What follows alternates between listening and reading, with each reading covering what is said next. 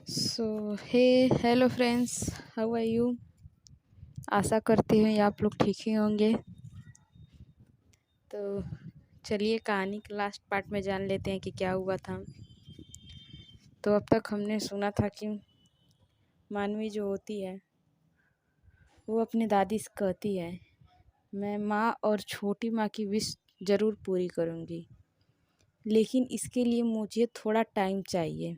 इतना कह वह उस रूम से बाहर निकल जाती है और वो वहीं दूसरी तरफ निशा, जो कि भगवान से शिकायतें कर रही होती है कि आप मेरी मम्मा को अपने साथ कैसे ले जा सकते हैं, मुझे भी ले चलते उनके साथ।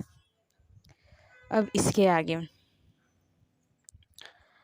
मानवी जैसे ही बाहर निकलती है कि एक शख्स आकर उसके सामने खड़ा हो जाता है। मानवी तो पहले उसको बड़ी हैरानी से देखती है और फिर कहती है, तुम यहाँ इस वक्त क्या कर रही हो आरू। ऐसे छुप कर किसी की बात सुनना गलत बात है। जिस पर आरू अपना सर झुका लेती है और बोलती है, सॉरी दी, मैं ये नहीं करना चाहती थी, लेकिन मुझसे रहा नहीं गया। मुझे पता था कि दादी ने आपको यहाँ किस लिए बुलाया है। मैं बस आपका जवाब जानना चाहती थी। जिस पर मानवी कहती है, कैसा जवाब। आरू कहती है, यही कि आप निशा से शादी करोगी या नहीं। जिस पर मानवी उसका मन टटोलते हुए कहती है, अच्छा, लेकिन अगर मैं उससे शादी न करूँ तो क्या फ़र्क पड़ता है। मानवी की बात सुन आरू कहती है, दी, ऐसा मत करना प्लीज़। निशा बहुत प्यारी और मासूम है। जब से उसकी मम्मा उसे छोड़ कर गई हैं वो बहुत उदास रहती है। मुझसे उसे ऐसे देखा नहीं जाता। मैं उसे पहले की तरह मुस्कुराते हुए देखना चाहती हूँ, जो कि सिर्फ आप कर सकती हैं। वह थोड़ा सा निशा की तारीफ करते हुए कहती है, अगर आप उसे देखोगी ना तो आप निशा के मासूम चेहरे में खो जाओगी। वो बहुत प्यारी और बहुत क्यूट सी है और उसकी आवाज़ बहुत ज़्यादा ही स्वीट है। आरू की बात सुन मानवी कहीं खो जाती है। उसे थोड़ी देर पहले की बात याद आ गई कि जब वो उस कमरे की तरफ खींची चली जा रही थी। अगर महिमा जी ने उसे न बुलाया होता तो शायद उसकी मुलाकात आज उस लड़की से हो ही जाती। वो निशा के ख्यालों में पूरी तरह से खो चुकी थी। मानवी को निशा से बिना मिले ही उसे उससे अलग सा जुड़ाव महसूस हो रहा था। वहीं आरू मानवी को खोया हुआ देख उसे हिलाते हुए कहती है, दी, कहाँ खो गई। जिससे मानवी होश में आते हुए कहती है, कहीं नहीं। और फिर आरू की एक नज़र देखती है और कहती है, रात काफ़ी हो गई है, तुम्हें अब जाकर सो जाना चाहिए। इतना कह मानवी वहाँ से जाने लगती है, लेकिन तभी अचानक आरू उसका हाथ पकड़ते हुए बोलती है, रुको दी, मुझे आपसे कुछ पूछना है। आरू के रोकने से मानवी रुक जाती है और उसकी तरफ मुड़ते हुए कहती है, पूछो, क्या पूछना है। जिस पर आरू घबराते हुए बोलती है, वो दी, मम्मी पापा आपसे इतनी नफ़रत क्यों करते हैं और आप हमसे इतने सालों तक अलग क्यों रहीं। आरू की बात सुनकर मानवी की आंखों के सामने वो नज़ारा आ जाता है जिसकी वजह से उसकी ज़िंदगी का सुख चैन सब खत्म हो गया। उसकी आंखें गुस्से से लाल हो चुकी थीं, लेकिन आरू को घबराता हुआ देख वह अपने गुस्से को कंट्रोल करती है और कहती है, आरू, तू अभी बच्ची है इन सब के लिए, तू इन सब चीज़ों से दूर रह। मानवी को गुस्से में देख आरू की आंखों में से आंसू आने लगते हैं, लेकिन उससे अपने सारे सवालों के जवाब चाहिए था।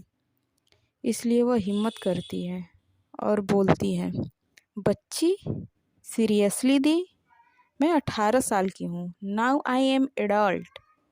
लेकिन नहीं, मैं तो बच्ची हूँ ना, किसी से पूछो बस एक ही जवाब, बच्ची हो। अपने घर में रहते हुए भी मुझे ऐसा लगता है जैसे मैं अजनबियों के बीच में रह रही हूँ। दम घुटता है, अब इन सब से मेरा बहुत ज़्यादा दम घुटता है। कोई भी कुछ भी नहीं बताना चाहता। मत बताओ, मैं अपने सभी सवालों के जवाब खुद ब खुद ढूंढूंगी। आपसे उम्मीद थी कि आप बताओगे, लेकिन आप भी नहीं बताना चाहती। इतना कह आरू रोने लगती है। आज सालों से भरा हुआ उसका गुस्सा आंसुओं के जरिए बाहर निकल रहा था। वो थक चुकी थी अपने सवालों के जवाब पूछते पूछते, लेकिन कोई बताने को तैयार ही नहीं है। उसे उम्मीद थी कि मानवी उसके सवालों का जवाब देगी, लेकिन अब उसकी वो उम्मीद भी टूट चुकी थी। आरू को रोता हुआ देख मानवी को अपनी कही बात पर पछतावा होने लगता है।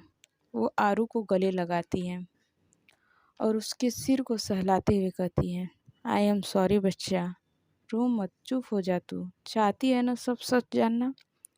तो ठीक है, मैं तुझे बताती हूँ। आरू अपनी गर्दन उठाती है और मानवी को देखती है और बोलती है, सच्ची? आप मजाक तो नहीं कर रही हैं? जिस पर मानवी शांति से बोलती हैं, हाँ, लेकिन यहाँ नहीं, तेरे रूम में चल, वहाँ तुझे आराम से सब बताती हूँ।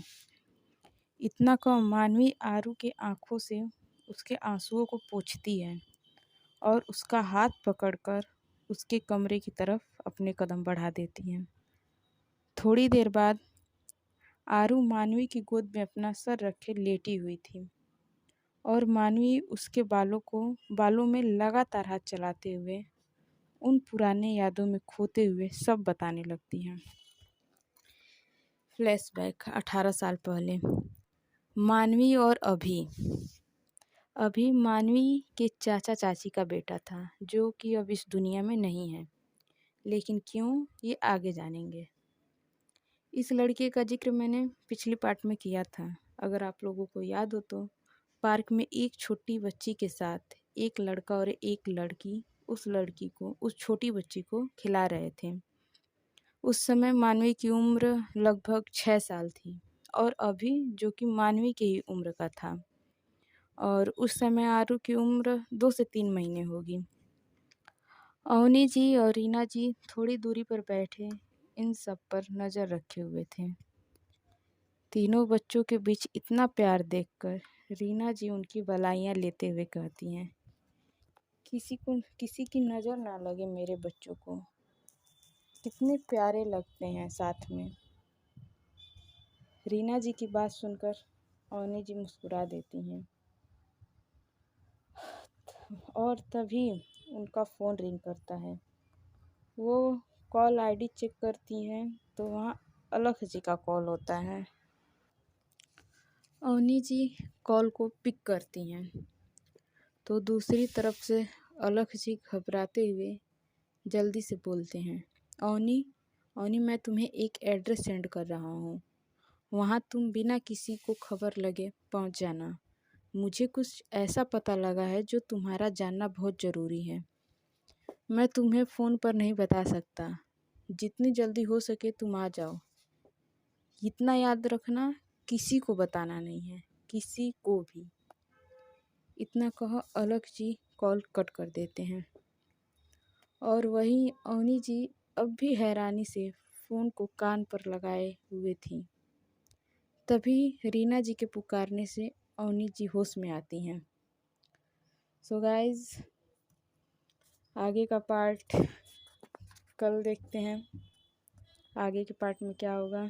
सो तब तक के लिए bye bye, take care, good night.